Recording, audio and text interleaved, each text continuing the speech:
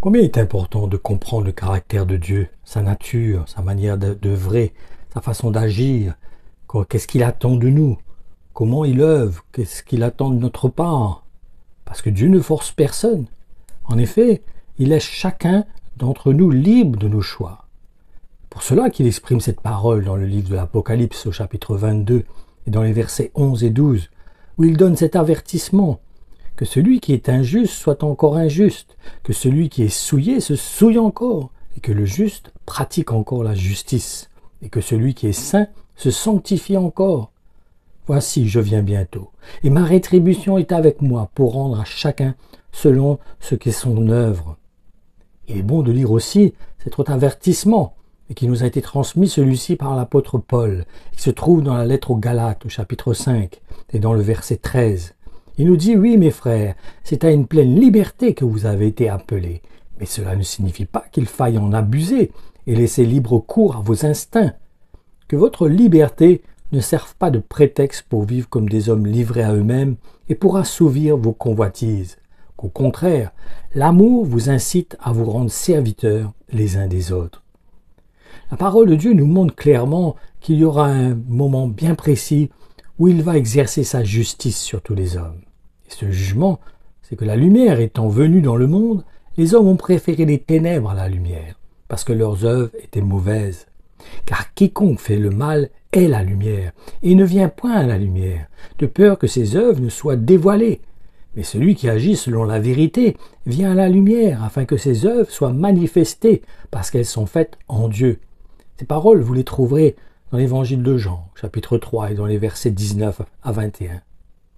Et si vous souhaitez savoir comment éviter de passer par ce jugement, je vous encourage pour cela à considérer la prophétie qui nous a été communiquée par le prophète Joël au chapitre 2 de son livre et dans les versets 12 et 13, qui nous donne ses conseils. Il est encore temps maintenant de revenir à moi, affirme le Seigneur. Faites-le de tout votre cœur, jeûnez, pleurez et suppliez-moi. Il ne suffit pas de déchirer vos vêtements, c'est votre cœur qu'il faut changer. Oui, revenez au Seigneur votre Dieu. Il est bienveillant et compatissant, patient et d'une immense bonté, toujours prêt à renoncer à ses menaces. Et ne nous trompons pas, si nous confessons que nous sommes des chrétiens, dans ce cas, nous ne devrions pas avoir de souci à être pris, ou même corrigés par Dieu. Et cela même s'il utilise une personne pour le faire. Parce que c'est évident que ce n'est pas Dieu lui-même qui va descendre du ciel pour nous corriger. Il faut être logique quand même. Autrement, s'il descendrait lui-même, ça voudrait dire qu'il viendrait pour juger.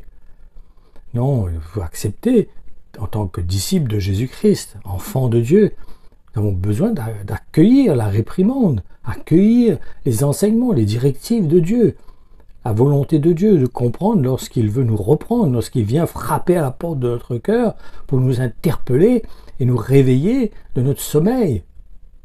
C'est en effet ce qui nous est dit dans le livre de l'Apocalypse, au chapitre 3 et dans les versets 19 à 22. Celui que j'aime, je le reprends et je l'éduque sévèrement. Secoue donc ton indifférence, ranime ton zèle et change. Me voici debout devant la porte. Je frappe. Si quelqu'un est sensible à mon appel, et s'il ouvre la porte, j'entrerai chez lui, et nous dînerons en tête à tête, moi près de lui, et lui près de moi. Au vainqueur, j'accorderai de siéger à mes côtés sur mon trône, il régnera avec moi. Comme moi-même, après ma victoire, j'ai pris place auprès de mon Père, sur son trône, et j'ai pris le gouvernement avec lui. Que celui qui est capable d'écouter prête attention à ce que l'Esprit dit aux églises. Dans tous ces versets, ces avertissements qui nous ont été transmis par Jésus-Christ ou par les apôtres, combien nous avons besoin de les considérer avec attention et ne pas nous laisser séduire, ne pas être nonchalants, car il ne faut pas prendre l'amour de Dieu pour de la faiblesse. Dieu est juge, Dieu est juste, Dieu va agir selon sa justice. Dieu va œuvrer en rapport avec sa parole, ce qu'il nous a communiqué, parce qu'il nous a avertis de nombreuses fois, de différentes manières. Il nous a avertis de ce qu'il va faire, la manière qu'il va œuvrer pour juger l'homme. Donc nous avons besoin d'adopter un certain tempérament, une certaine façon de nous comporter, une certaine façon de vivre.